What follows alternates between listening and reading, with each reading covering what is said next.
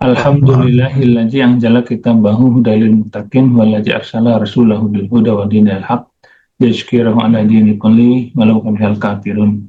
Asyhadu an la ilaha illallah wahdahu la syarikalah wa asyhadu anna Muhammadan abduhu wa rasuluhu la nabiyya ba'da.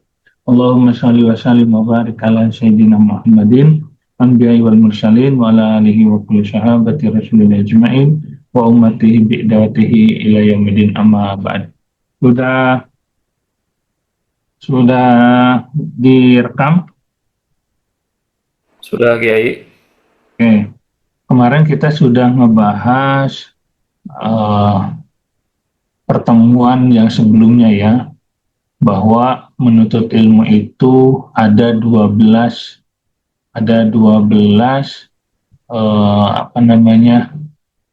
niat untuk menuntut ilmu.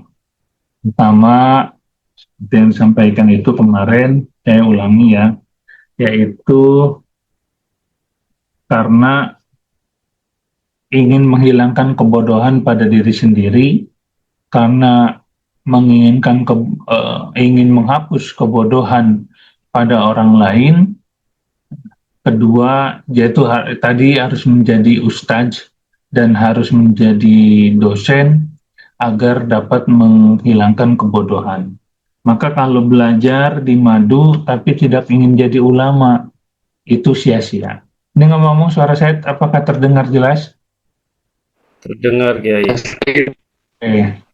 Ya, jadi saya ulangi lagi, niat menuntut ilmu itu pertama karena ingin menghilangkan kebodohan pada diri sendiri. Kemarin sudah saya jelaskan ya, maksudnya apa? Karena ibadah itu tidak akan diterima tanpa ilmunya. Bahkan sholat, puasa itu akan menjadi bahan api neraka.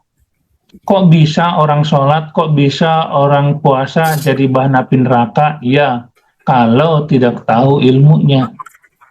Maka ulama membuat usul fikih, haram hukumnya beribadah sebelum ada dalilnya, sebelum diketahui dalilnya. Nah, gitu pentingnya nih ya. Nah, jangan ikutin orang-orang yang sekarang yang jauh dari Islam. Mereka sholat tapi tidak tahu ilmunya. Mereka ibadah sesuai dengan mereka tapi tidak tahu ilmunya. Ya.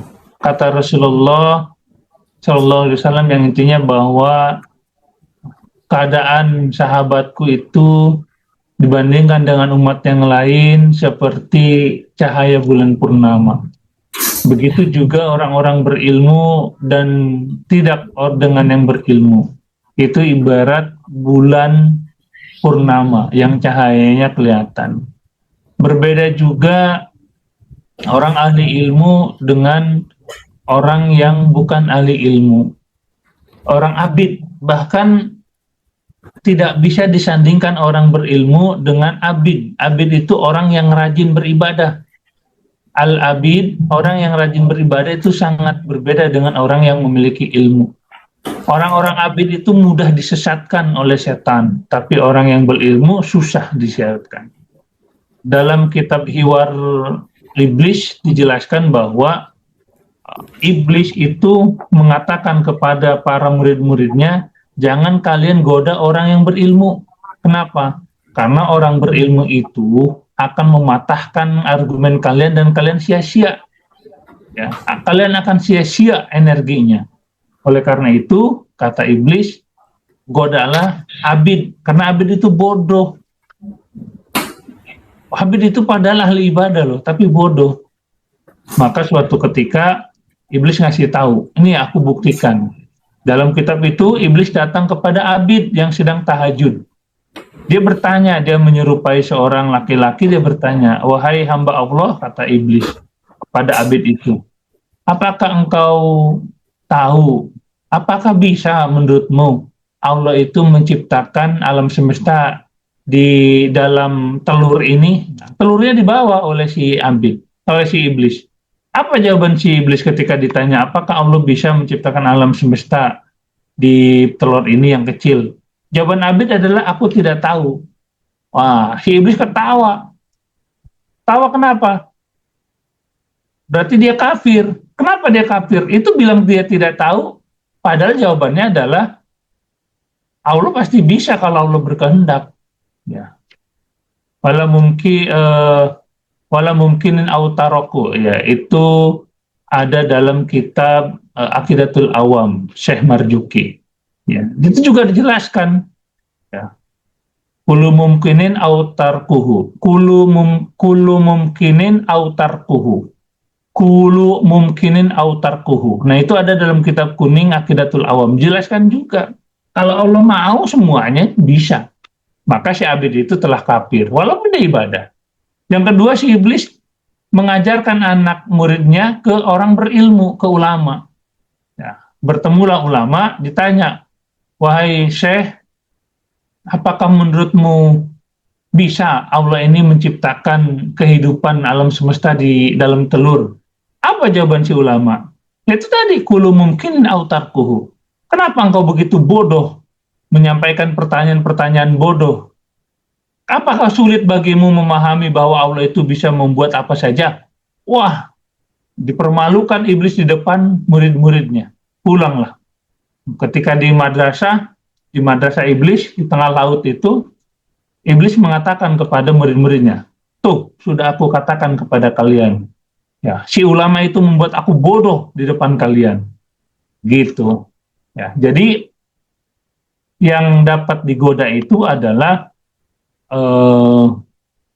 abid yang mudah yang mudah sesat. Orang berilmu insya Allah tidak.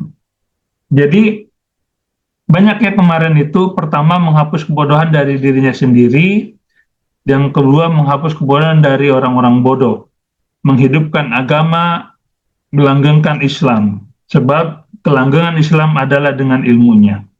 Juhud dan takwa tidak akan bisa dibarengi dengan kebodohan. Nah, juhud juga punya ilmu, punya caranya, punya syaratnya. Kalau kemarin ada yang debat di grup Bersaudara Karena Iman, BKI, juhud mana antara Abu Bakar dengan Bilal? Ya. Bagi yang tidak tahu mengatakan sama aja semua juhud. Tidak. Juhud itu ada syaratnya. Syarat juhud menurut Imam Ahmad bin Hambal adalah dia harus memiliki harta dulu, karena juhud itu artinya bersungguh-sungguh untuk sederhana, bersungguh-sungguh untuk tidak hedonisme. Kalau sekarang kita banyak mentang-mentang banyak duit, mereka hedon, membeli sesuatu berdasarkan keinginan, bukan berdasarkan kebutuhan. Nah, jadi kalau mau juhud syaratnya harus berharta dulu. Bagaimana ditahan, apa yang mau tidak disungguh-sungguhkan tidak dipakai kalau tidak punya hartanya. Yang berikutnya adalah menurut Syekh Islam Al-Burhanuddin, kerusakan besar muncul dari seorang al-alim yang tidak punya malu. Lebih rusak lagi seorang ahli ibadah yang bodoh. Keduanya adalah fitnah besar. Karena apa? Keduanya memiliki pengikut. Saya jelaskan lagi ya. Fitnah besar di alam semesta ini cuma ada dua. Pertama, orang alim, orang berilmu yang tidak punya malu. Dengan ilmunya, dia menipu umat. Dengan ilmunya, dia menipu umat. Oh, minta mahar segini. Untuk halakoh minta mahar. Untuk ini minta mahar. Dan sebagainya. Dia memanfaatkan umat. Ya, untuk uang dan sebagainya. Ini fitnah terbesar pertama. Fitnah terbesar kedua adalah orang bodoh yang rajin ibadah tanpa ilmu. Ya, nah ini dia. Ini fitnah kedua. Kenapa? Karena keduanya memiliki pengikut. Orang yang pintar pasti memiliki pengikut karena dia cerdas. Tetapi orang abid juga punya pengikut. Kenapa? Karena dianggapnya bertakwa. Padahal dia dalam keadaan kebodohan. Yang berikutnya, tujuan berikutnya adalah seorang murid kita ini semua, Bapak Ibu sekalian dan santri-santri Abi yang di masjid, hendaknya berniat mensyukuri nikmat akal. Ya, kesehatan badan, bukan meniatkan supaya diterima oleh manusia. Maka maksudnya apa diterima manusia? Yaitu agar manusia menerima kita salah. Kata Rasulullah yang intinya bahwa sampaikanlah Islam, dakwah walaupun pahit. Ya, itu artinya tidak diterima. Ya. Ketika itu ada seorang sahabat bertanya, "Ya Rasulullah, aku mencintaimu." Rasulullah tidak menjawab, hanya melihat sekali. Kedua, "Ya Rasulullah, aku sangat mencintaimu." Dilihat lagi oleh Rasulullah, nggak dijawab. Yang ketiga, "Ya Rasulullah, aku sangat mencintaimu." Mendengar yang ketiga kali, kata Rasulullah, "Apakah benar yang kau ucapkan?" "Ya Rasulullah, aku sangat mencintaimu." Kata Rasulullah, "Maka engkau tidak akan disukai oleh manusia, kebanyakan manusia. Kemiskinan akan datang kepadamu seperti air bah yang datang dari atas bukit." Itu, ya, kita akan tidak disukai oleh banyak orang, kita akan ditinggalkan oleh banyak orang karena dakwah. Kenapa? Karena dakwah itu mengusik sesuatu yang nyaman. Ya, orang nyaman dengan kemaksiatan diusik oleh dakwah. Nah, makanya dia tidak suka. Jadi wajar. Yang berikutnya bukan pula untuk mencari kenikmatan dunia, mencari ilmu, karena untuk mencari ada datang ke saya, "Kiai, saya titipkan anak saya ke Kiai Mondok." Emang apa tujuannya? Agar dapat bekerja seperti Kiai. Nah, ini yang begini saya usir. Ya, yang begini saya usir, saya tidak akan nerima. Kenapa? Karena tujuan menuntut ilmu itu bukan begitu. Tujuan menuntut ilmu itu bukan untuk kenikmatan dunia, itu mah bonusnya. Ya, tenang saja. Imam Malik ketika menuntut ilmu tidak ada lagi yang dia miliki. Baju semuanya dijual, hanya sisa satu. Rumahnya pintunya dia jual, tiangnya dia jual. Semua yang ada di dalam rumahnya dia jual sampai miskin. Kata Imam Malik, "Aku ketika menuntut ilmu mendatangi kemiskinan begitu parah kepadaku. Tetapi ketika aku sudah punya ilmu, aku kesulitan menolak harta." Itu kata Imam Malik. Jadi jangan jadikan tujuan, itu bonus. Orang berilmu pasti kaya kok. Kalau sekarang ada ustadz-ustadz di kampung, ya, yang dia diberikan kemiskinan, lalu dia mencari proposal dan sebagainya, itu ada yang salah dengan hidupnya. Belum dikatakan berilmu dia, karena orang yang berilmu itu pasti dicukupi oleh Allah. Karena orang berilmu itu yang dakwah, berarti dia adalah karyawan Allah, sudah pasti dicukupi oleh Allah. Ya, minimal dia tidak akan minta-minta. Tetapi kalau ketika ada ustadz yang di kampung yang meminta-minta proposal, berarti ada yang salah dalam hidupnya. Berarti dia bisa saja tidak dakwah, tidak menjadi karyawan Allah. Bisa jadi karena memang dia ilmunya belum cukup, tidak disebut sebagai ulama. Tidak semua orang yang mondok itu disebut ulama, tidak. Yang disebut ulama itu ada al-alim. Apa itu? Orang yang berilmu. Gitu ya. Tidak semua yang mondok disebut ulama. Kalau sebut ulama adalah orang-orang yang berilmu. Kalau sudah orang berilmu, lalu dia berjuang di jalan Allah, sudah pasti dicukupkan oleh Allah. Sudah pasti dicukupkan oleh Allah. Para sahabat itu bukan miskin. Abdullah bin Mas'ud itu bukan miskin, bukan. Mereka itu orang-orang kaya semua, tetapi mereka menolak kekayaan itu. Nah, menolak kekayaan itu bersungguh-sungguh, namanya juhud. Juhud, jihad, jahda, wajahda, bersungguh-sungguh. Bersungguh-sungguh. Jadi mereka menolak kekayaan, bukannya miskin. Rasulullah itu mendapatkan ghanimah 1/5 dari peperangan, itu 7 triliun. 7 triliun itu dihabiskan dalam satu hari. Bahkan Rasulullah melihat, mengingat ada beberapa ada emas yang belum dibagikan. Setelah sholat, Rasulullah bergegas-gegas meminta Bilal untuk membagikannya. Jadi Rasulullah lapar, sehari makan, sehari tidak, bukan karena Rasulullah miskin, tetapi karena Rasulullah memilih untuk tidak kaya. Ya. Bahkan ketika Rasulullah wafat saja ditawar oleh Allah. Ya, ya ayuhan Nabi, wahai Nabi, apakah engkau ingin kaya raya di dunia ini, hidup selamanya? Rasulullah lebih memilih mensyafaati kita. Yang berikutnya adalah jangan karena ingin mendapatkan jabatan, ya, kehormatan di hadapan sultan, di hadapan penguasa dan lainnya. Hati-hati. Banyak yang halako karena ingin pekerjaan. Salah. Banyak halako karena ingin pindah posisi, pindah dari operasional ke staf misalkan, atau sebaliknya. Salah. Ya. Maka ini adalah niat yang bengkok. Ini saya sampaikan niat yang bengkok. Ilmunya tidak akan berkah. Ya. Ilmunya tidak akan berkah. Ini salah ya, ini tidak boleh. Haram hukumnya. Nah, Bahkan Syekh Muhammad bin Hasan berkata, andai semua manusia adalah budakku, tentu akan aku bebaskan. Kenapa? Kalau aku sibuk dengan ilmu. Karena tidak ada kelezatan kecuali kejelejatan ilmu. Boleh menjadi penguasa asal untuk memenuhi hak-hak kaum muslimin dan hak-hak manusia pada umumnya. Al-muslimuna suraka wal khala wa mala wan nar. Energi, sumber daya alam itu harus dikembalikan kepada penguasa, harus dikembalikan kepada rakyat. Nah, jika rakyatnya jolim, maka boleh kita bercita-cita untuk menjadi penguasa, untuk memenuhi hak-hak rakyat itu. Dan untuk amar ma'ruf nahi munkar. Nah, jadi jangan sampai melupakan itu. Seyogianya seorang penuntut ilmu memperhatikan hal itu, sebab dia telah mempelajari ilmu dengan susah payah. Jangan sampai semua itu dapat memalingkan kita, sehingga kita menjadi binasa. Ini ya, sampai di sini.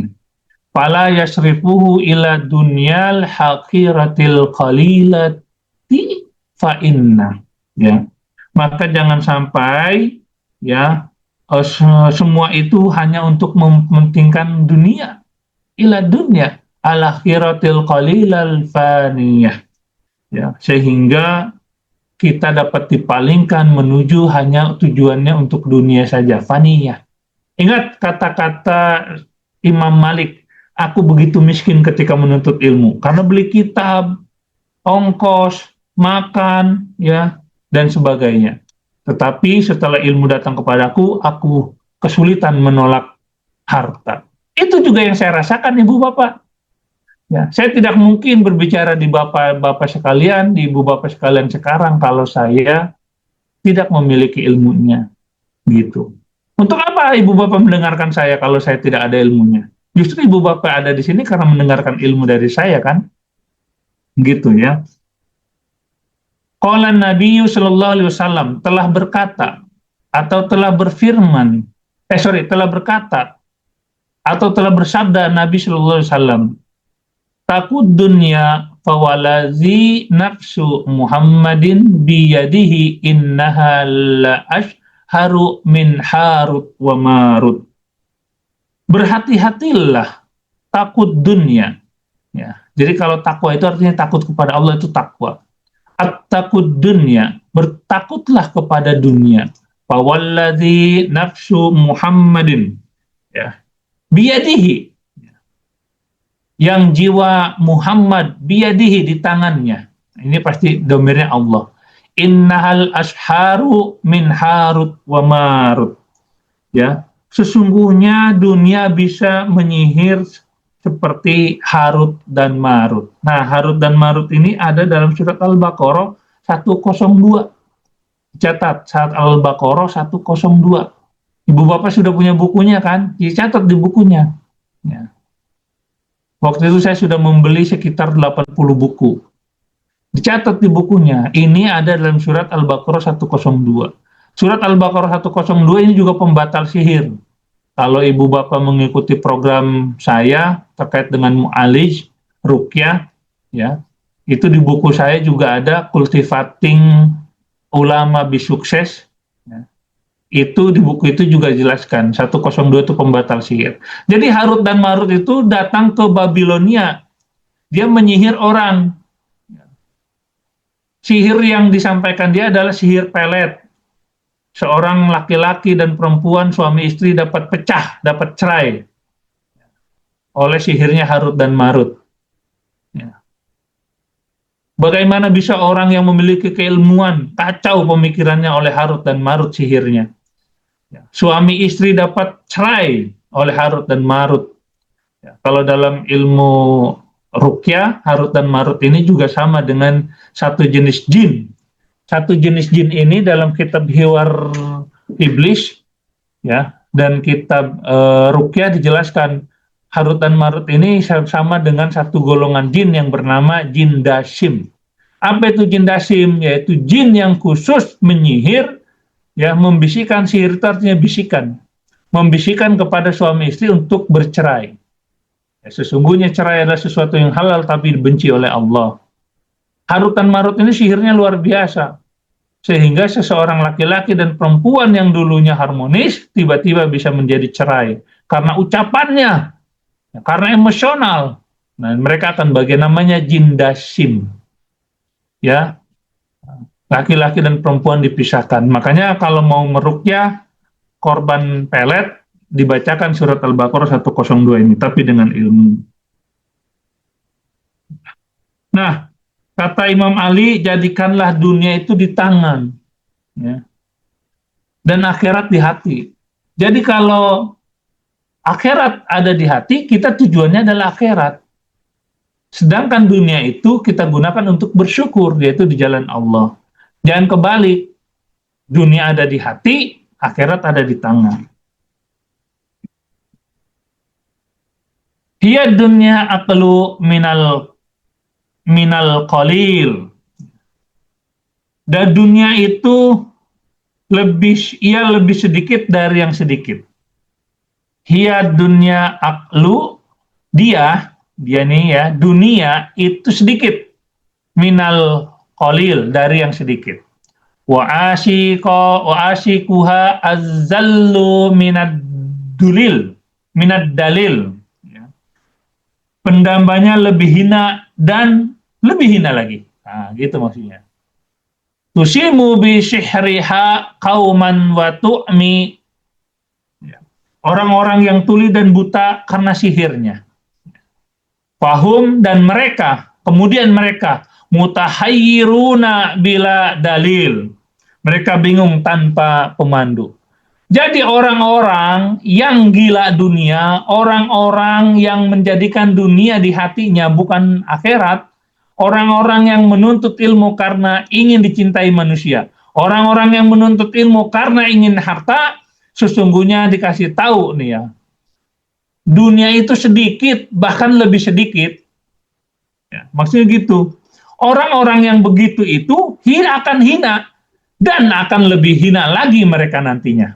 Ya, mungkin di akhirat ya, akan lebih hina daripada di dunia.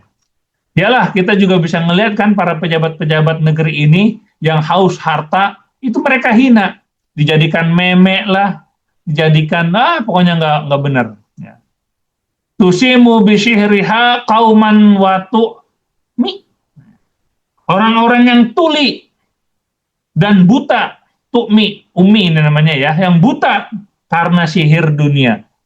Betul, ya. Saya punya sahabat tuh banyak orang yang cinta dunia, yang cinta jabatan, banyak sekali. Sikapnya memalukan. Dia yang berbuat, saya yang malu.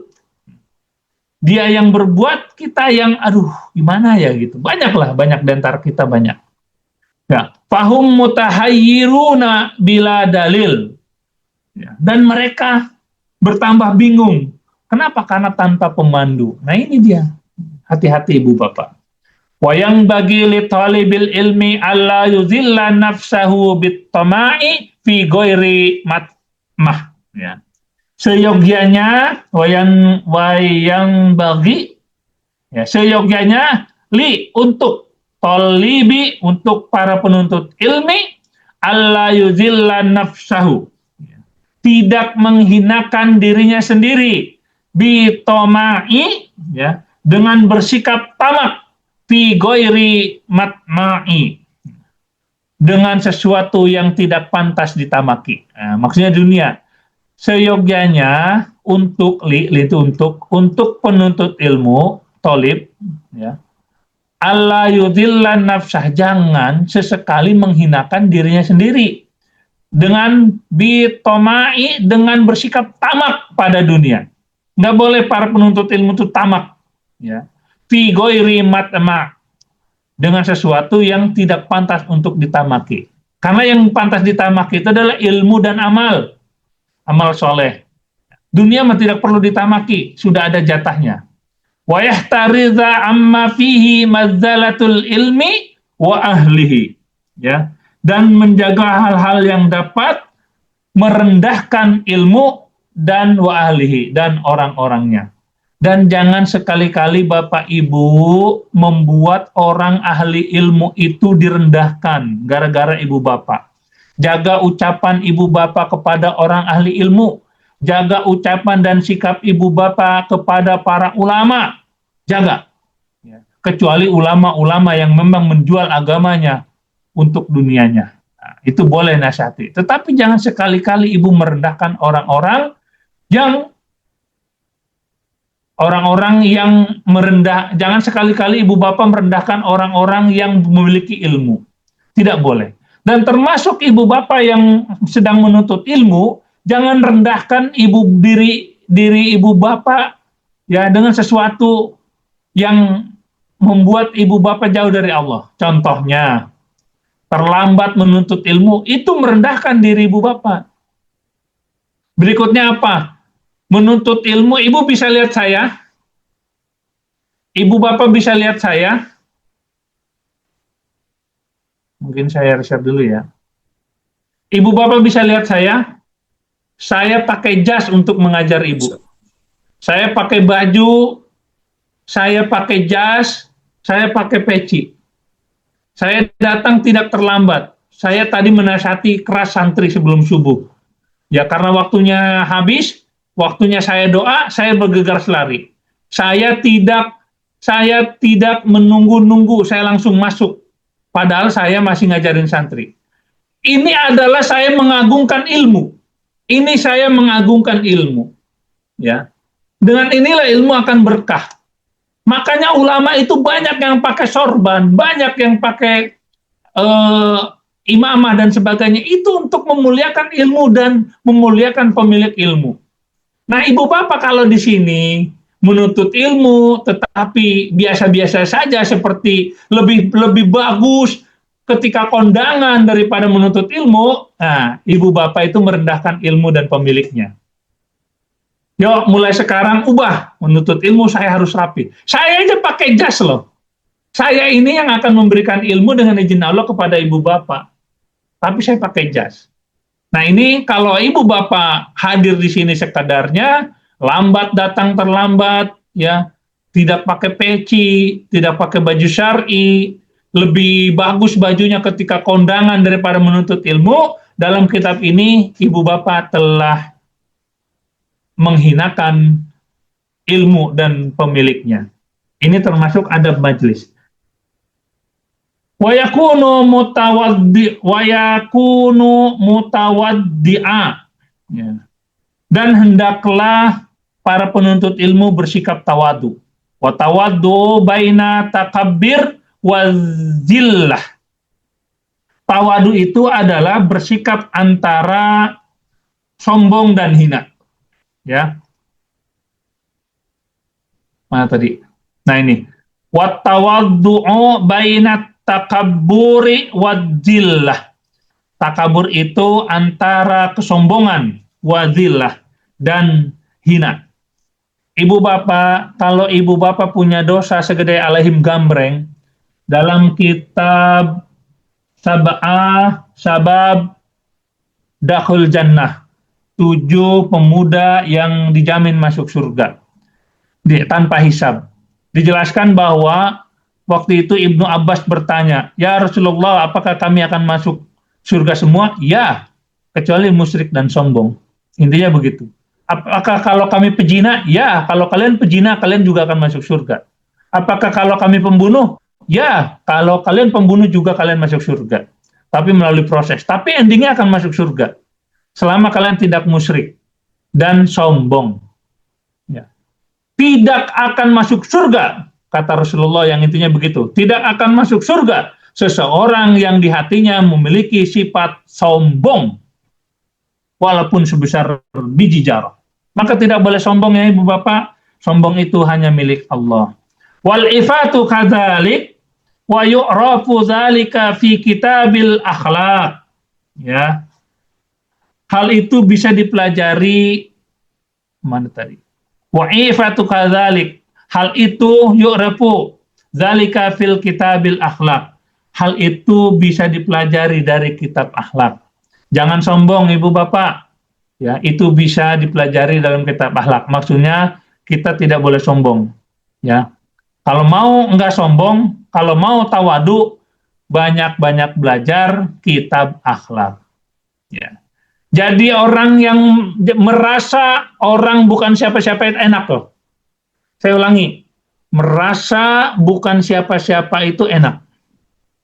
Kenapa? Karena ketika orang tidak menghormati kita, kita tidak nagih. Ya, kita misalkan seorang pejabat di sebuah tempat, orang itu kan hormat ke kita. Ya, tapi kalau kita menganggap diri kita pejabat, ketika ada orang yang tidak hormat karena lupa atau tidak tahu, kita merasa, kamu nggak tahu saya siapa? Saya ini anggota DPR. Nah gitu tuh. Tuh banyak tuh di terminal tuh. Nah itu orang yang sakit itu. Tetapi kalau kita merasa kita bukan siapa-siapa, ketika ada orang yang tidak menghormati kita, ya kita biasa aja. Emang kita bukan siapa-siapa. Nah gitu. Ya.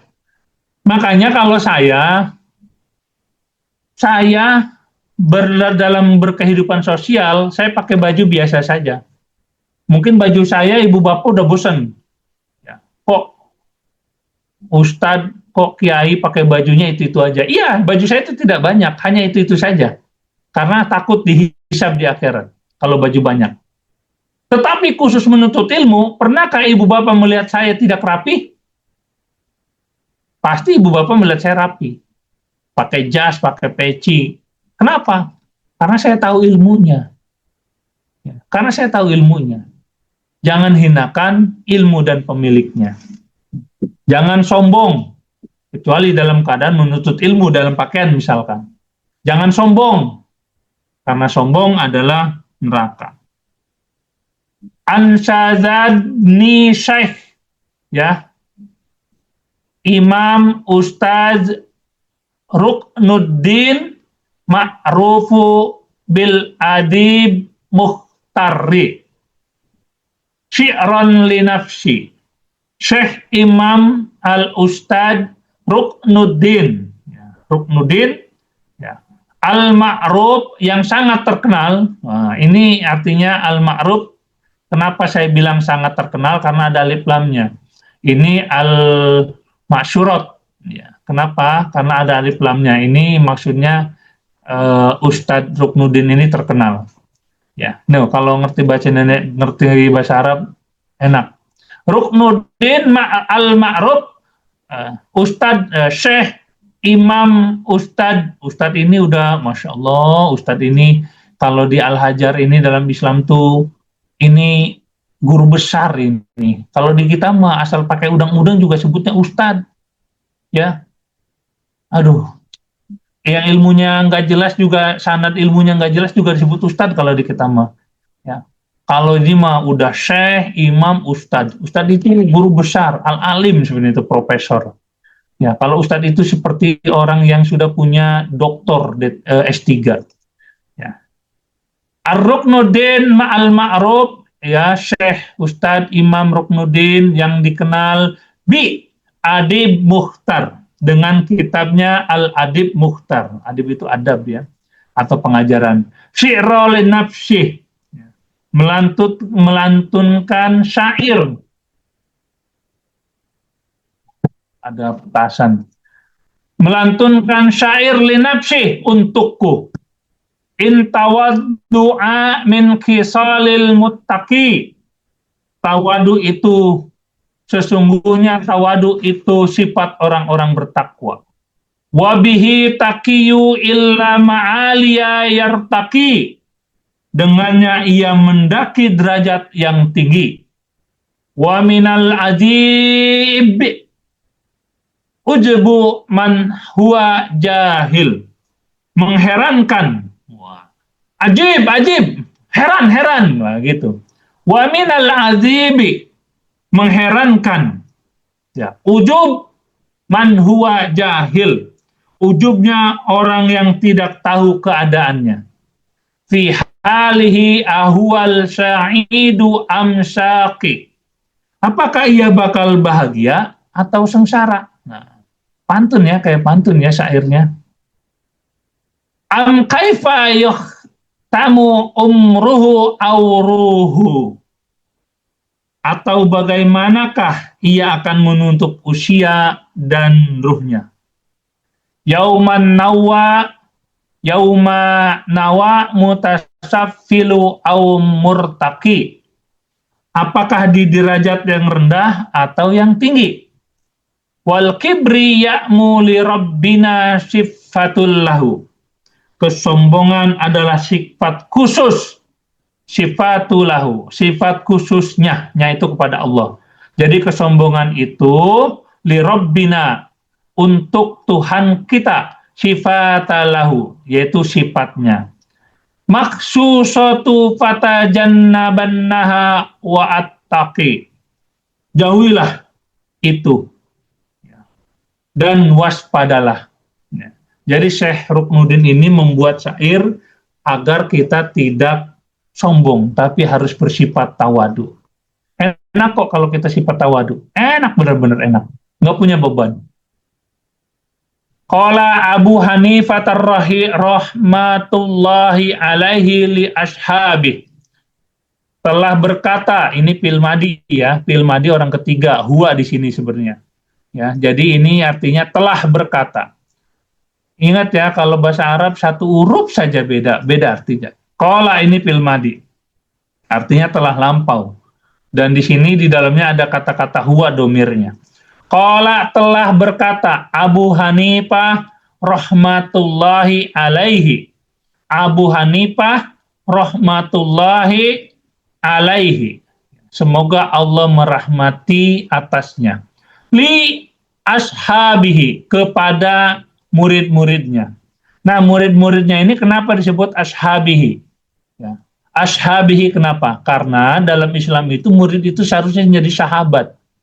Murid itu harusnya kenapa? Karena sang guru itu biasanya menceritakan keadaannya, rahasia-rahasia gurunya kepada murid-muridnya.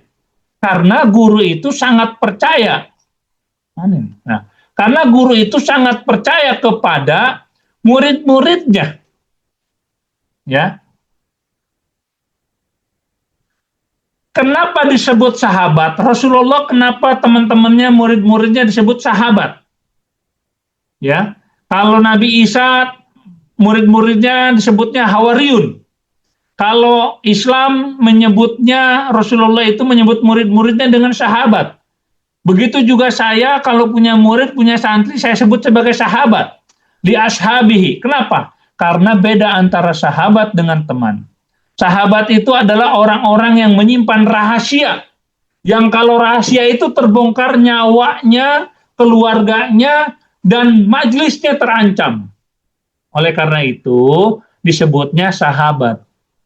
Ya, kalau ibu bapak menjadi murid saya, jadi santri saya, ibu bapak akan saya perlakukan seperti sahabat. Tertawa bareng, menangis bareng. Nah, itu namanya, begitu juga ulama-ulama dan Rasulullah menganggap murid-muridnya adalah ashabi, sahabat. Kenapa? Karena mereka menyimpan rahasia. Mereka saling percaya. Mereka berdedikasi tinggi. Maka jaga, harus dijaga. Ajimu ama imakum. Ajimu ama imakum. Abu Hanifah berkata kepada murid-muridnya, besarkanlah imamah. Ya. Ajimu ama imakum.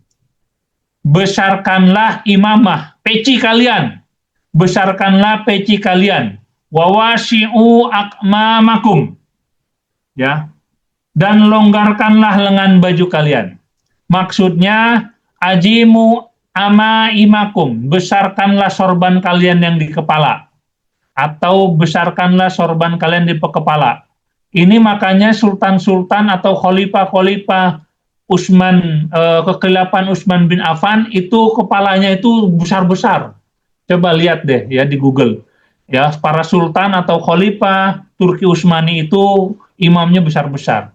Ya, karena mereka itu bermazhab Imam Abu Hanifah, Hanafi.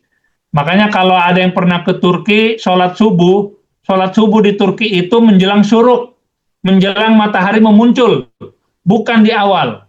Kenapa? Karena sunnahnya menurut Imam Abu Hanifah, menurut Imam Hanafi, sholat subuh itu lebih utama ketika syuruk sudah mulai kelihatan sedikit. Ya, makanya mereka kalau di Turki sholat subuh itu nunggu lama, ngobrol dulu, baca Quran, diskusi, nunggu teman. ya. Kalau kesiangan pas banget tuh kalau di Indonesia yang banyak kesiangan, termasuk saya misalkan. Nah itu di Turki itu ditunggu, ya. Jadi yang utama mereka ngaji dulu, mereka halakoh dulu, ya, hingga 1,5 jam. Ketika mulai syuruk menguning, nah mereka baru sholat subuh, ya. Kenapa? Karena mereka berbanja Abu Hanifah. Makanya sultan-sultannya itu menggunakan udang-udang yang besar. Perbesarlah sorban kalian atau peci kalian. Wawasi'ukum a'mamakum, ya. Dan perlebarlah lengan baju kalian. Maksudnya apa nih ya? Wa innama sesungguhnya apa-apa qala dzalika li alla yustakhaffa bil ilmi wa ahlihi. Beliau mengatakan itu supaya ilmu dan pemiliknya tidak direndahkan. Nah, ini tadi yang saya bilang ya. Oh, ternyata sudah saya bahas tadi. Tadi saya sudah ngebahas, ibu bapak kalau nuntut ilmu pakai peci. Kenapa saya pakai jas? Kenapa saya pakai peci? Oh, ini ternyata ada dalilnya. Maaf, ini ternyata ada hujahnya. Kata Imam Abu Hanifah, ya, kalau kalian itu para penuntut ilmu, wahai murid-muridku, maksudnya, perbesar peci kalian, perbesar sorban kalian, dan baju kalian lengannya juga besarkan. Ya. Kenapa? Agar penuntut ilmu dan ahlinya serta ilmunya tidak direndahkan. Ini ada ternyata tuh, ya. Saya mengingat dari guru saya aja. Saya pernah dulu mohon maaf, saya menuntut ilmu, ibu bapak. Saya diomelin gara-gara saya pakai batik lengan pendek. Ya. Dulu ada orang meninggal. Biasanya saya suruh baca dan saya suruh nyolatin. Tapi gara-gara saya pakai lengan baju pendek, oleh guru saya diomelin. Nggak boleh baca doa, nggak boleh jadi imam. Saya nanya, Ustadz, wahai guruku, kenapa tumben saya nggak dikasih maju ke depan? Apa kata guru saya? Kamu tidak menghormati diri kamu, Ruhyat. Bagaimana kamu bisa menghormati mayit? Saya bingung kenapa. Kamu pakai lengan pendek. Waduh, iya juga ya. Nah itu adab-adab yang tidak ada dalam zaman modern tuh, begitu nggak ada. Tapi kalau kita mengikuti ulama-ulama terdahulu, ya itu ada. Menuntut ilmu harus pakai peci yang besar, yang rapi, yang pakai jas, ya, yang apa namanya, yang lengannya besar. Maksudnya kalau dulu kan pakai lengan besar, kayak syekh-syekh mufti itu akan dihormati. Begitu juga ibu bapak ya, kalau menuntut ilmu itu harus begitu. Islam itu lengkap. Wayang bagi li talibil ilmi, dan seyogyanya li talibil ilmi untuk penuntut ilmu an yusilla kitab al-wasiyah, yaitu membaca kitab wasiyah, ya. Allati katabaha Abu Hanifah rahmatullahi alaihi, yaitu kitab yang telah ditulis Abu Hanifah rahmatullahi alaihi. Kitab pertama ya, kitab awal-awal tentang adab. Ya. Li Abu Hanifah rahmatullahi alaihi li Yusuf bani Khalid Samti. Ya. Untuk muridnya. Nah, ini Yusuf ya. Yusuf bin Khalid Samti, yaitu untuk muridnya yang bernama Yusuf ibnu Khalid Samti. Diketahui dalam kitab Syiar Alam Nubala atau Al-Aulia dijelaskan bahwa Yusuf ini adalah murid utama dan murid kesayangan Imam Abu Hanifah. Setiap guru pasti punya murid banyak. Tetapi di antara murid banyak itu ada yang paling dicintai dan paling disayangi. Oh, berarti murid pilih kasih dong? Tidak. Ya, kenapa disayangi, kenapa disegani murid itu, kenapa dicintai? Tentu ada alasannya. Dia yang paling rajin, yang tidak pernah bolos halakoh. Dia yang paling banyak pengorbanannya untuk menuntut ilmu. Dia yang paling cerdas, dia yang paling punya adab kepada guru dan ilmu. Nah itu tadi. Ya. Makanya orang-orang ini akan diwarisi sanad biasanya. Kalau orang yang biasa-biasa saja, tapi pengen sanad banyak, ngimpi. Itu tidak ada. Itu tidak ada. Kalau kita menggunakan tradisi ulama salaf yang diketahui berhasil, ya, itu seperti itu. Ya, kenapa mereka mencintai beberapa orang? Karena mereka memiliki adab yang tinggi, mereka memiliki semangat yang luar biasa pengorbanannya. Inda rujui, ya, apabila rujui kembali ila ahlihi, kepada keluarganya.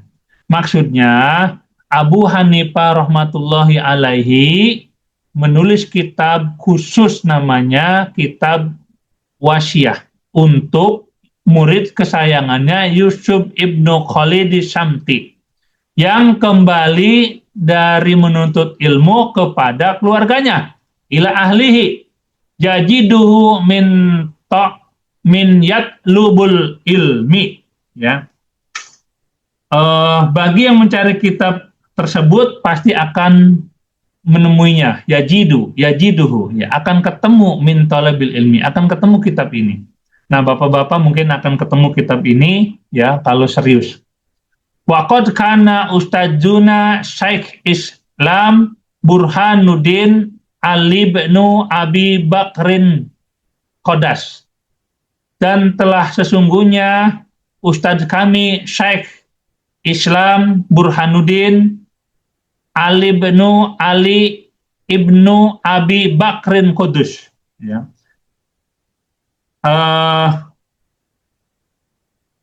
Apa namanya? Ali bin Abu Thalib Abu Bakar Qodas, yang disucikan. Oh, maksudnya begitu, ya. Yang disucikan. Allah ruhahul aziz. Allah ruhahul aziz. Semoga Allah mensucikan ruhnya, ya. Oh, ini kudus, mensucikan, ya. Semoga Allah mensucikan ruhnya. Amaroni, telah memerintahkan kepadaku bikatabatihi inda rujui ila baladi faktabtuhu, ya. Memerintahkan kepadaku supaya aku menulisnya, ya. Aku menulisnya ketika inda rujui, ketika kembali ila baladi, ke negeriku, faktabtuhu, ya, dan menuliskannya. Wala buddha, dan tidak boleh tidak. Nah, wala buddha, la buddha, tidak boleh tidak, seharusnya gitu. Wala buddha, dan seharusnya lil mudarrisi wal mufti, seorang guru, dan tidak boleh tidak seorang guru, untuk guru, lil mudarrisi, untuk guru, wal mufti, dan mufti itu imam setempat, fi muamalatil nas, ya, ketika berinteraksi dengan manusia, minhu, harus dengannya. Wabillahi taufik. Maksudnya adalah wabillahi taufik. Dengan Allah lah aku dapat melaksanakannya. Ya.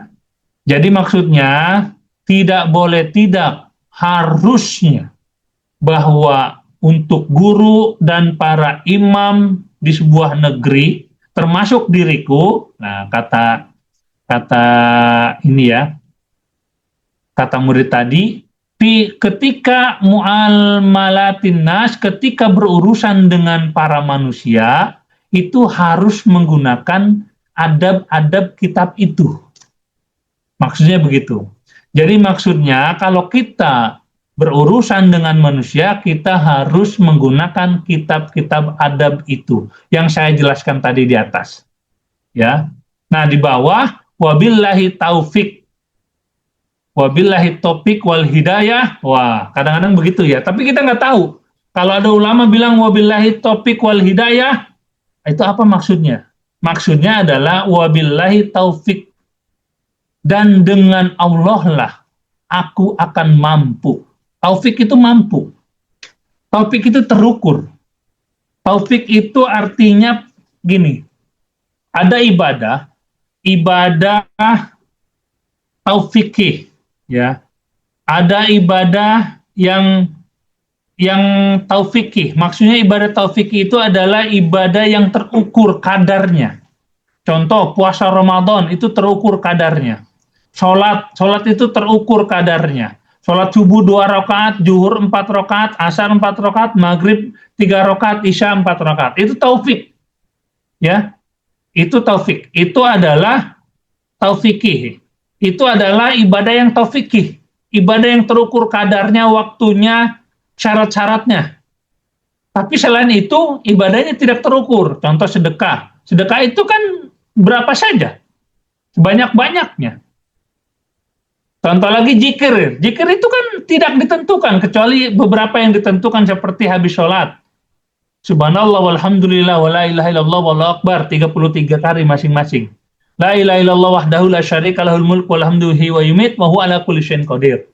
Itu ditutup 1 kali hingga genap 100. Nah, itu taufik.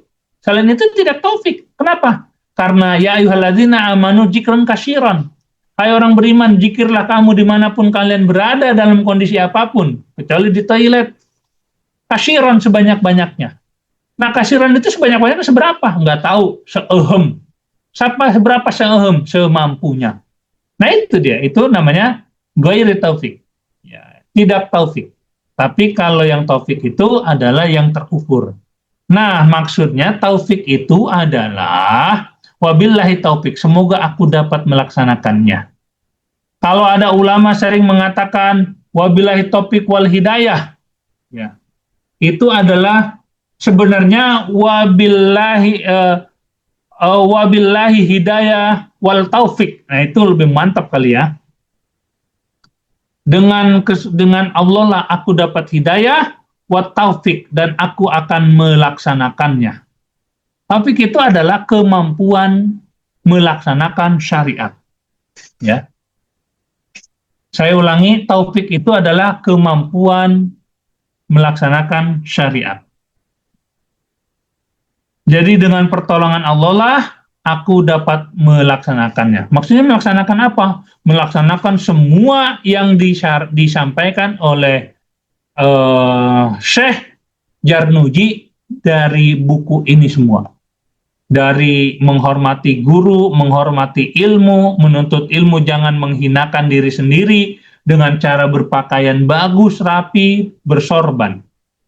Ya, tidak terlambat, itu adalah ciri-ciri menuntut ilmu yang tidak menghinakan dirinya sendiri. Makanya kalau ada orang menuntut ilmu sering terlambat, pakai bajunya asal-asalan, dia menghinakan diri sendiri. Diberikan taufik melaksanakan niat 12 niat dalam menuntut ilmu, ya. Diberikan taufik untuk menjalankan semua perintah-perintah Allah. Nah, itu ya. Apa bedanya taufik dan hidayah? Kalau hidayah itu al-huda, artinya adalah petunjuk kepada Islam. Ya. Hidayah juga dicari dengan cara tadabur. Makanya kemarin saya sampaikan ke santri waktu saya di Pekanbaru, bahwa para nabi itu sebelum menjadi nabi, mereka tuh mencari hidayah. Hidayah itu nggak ditunggu. Woi ngaji yuk, aduh saya belum dapat hidayah. Hidayah itu nggak ditunggu, hidayah itu dicari. Apa buktinya? Nabi Ibrahim itu mencari hidayah dengan cara apa? Mikir, tafakur, tadabur di dalam gua. Ketika melihat bulan, hadza rabbi, ini Tuhanku. Walakin aku tidak suka kepada yang tenggelam. Ketika bulannya itu mulai siang redup, aku tidak suka kepada yang redup. Itu bukan Tuhanku. Tuhanku kekal. Ketika melihat matahari, ini adalah Tuhanku. Lebih terang, lebih mantap, lebih panas. Ketika mau maghrib, mataharinya hilang. Kata Nabi Ibrahim, ini bukan Tuhanku. Karena Tuhanku itu tidak akan tenggelam. Tuhanku itu apa? Tuhanku itu kekal. Apa kata Nabi Ibrahim? Wahai Tuhanku, tunjukilah aku hidayah. Siapa engkau? Kalau engkau tidak menunjuki aku termasuk orang sesat. Itu Nabi Ibrahim. Yang berikutnya, Nabi kita Rasulullah Sallallahu Alaihi Wasallam juga mencari Allah, mencari hidayah. Bagaimana caranya? dalam 1 tahun, 1 bulan full di bulan Ramadan beliau itikaf. Kalau kita kan itikaf 10 hari terakhir, Rasulullah itu itikaf 1 bulan full sebelum menjadi nabi. Beliau ke gua, ya, ke gua, terus meminta istrinya Khadijah itu membawa makanan. Beliau mikir, beliau tafakur, beliau mendengarkan suara hati, tadabur, melihat alam, culak cilek kalau kata orang Sunda. Tengok tengok ke atas, siapa Tuhanku?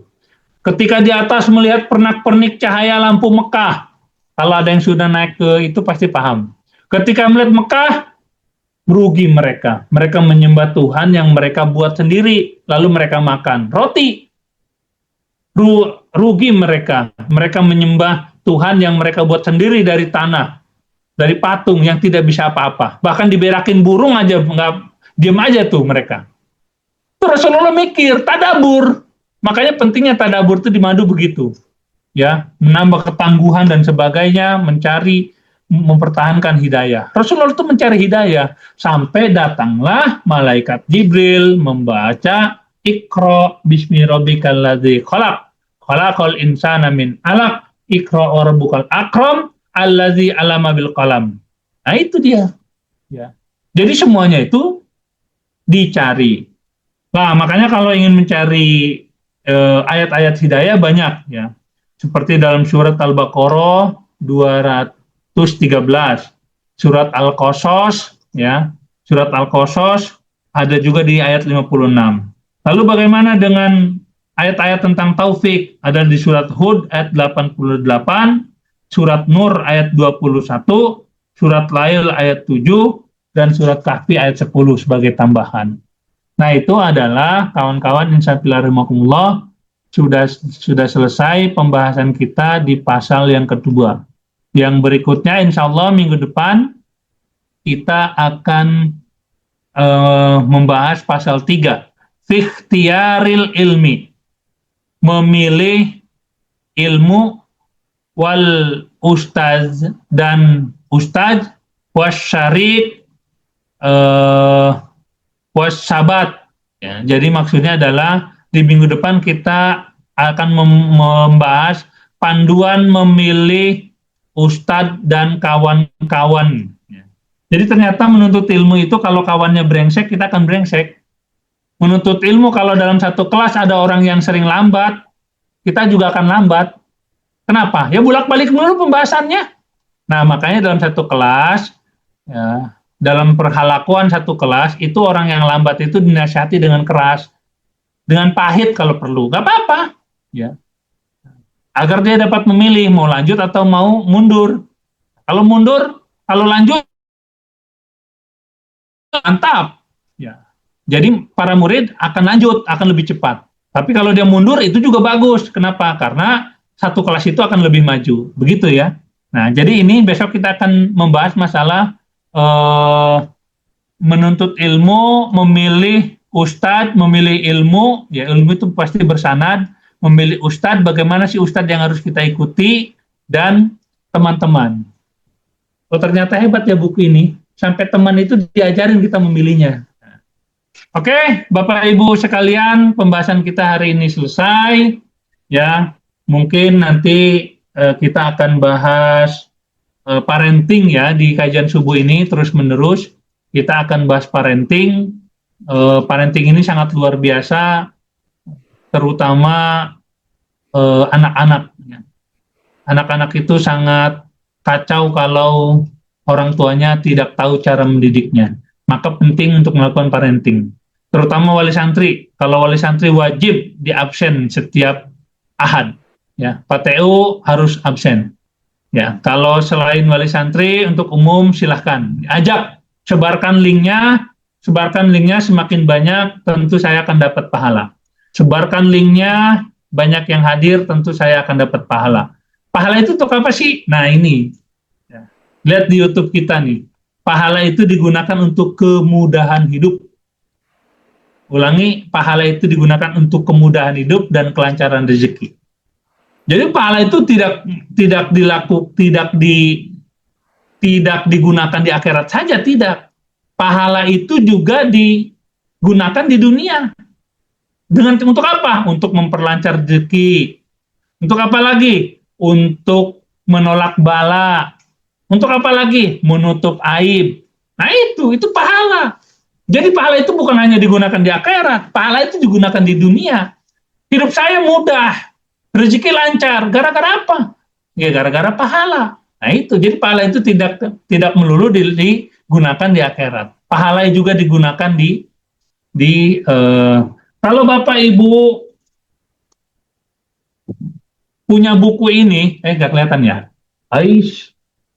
Nah, punya buku ini, ya, insya Allah di situ dijelaskan kenapa santri saya wajibkan tahajud 8 rakaat, witir 3 rakaat, duha 8 rakaat, puasa Senin Kemis.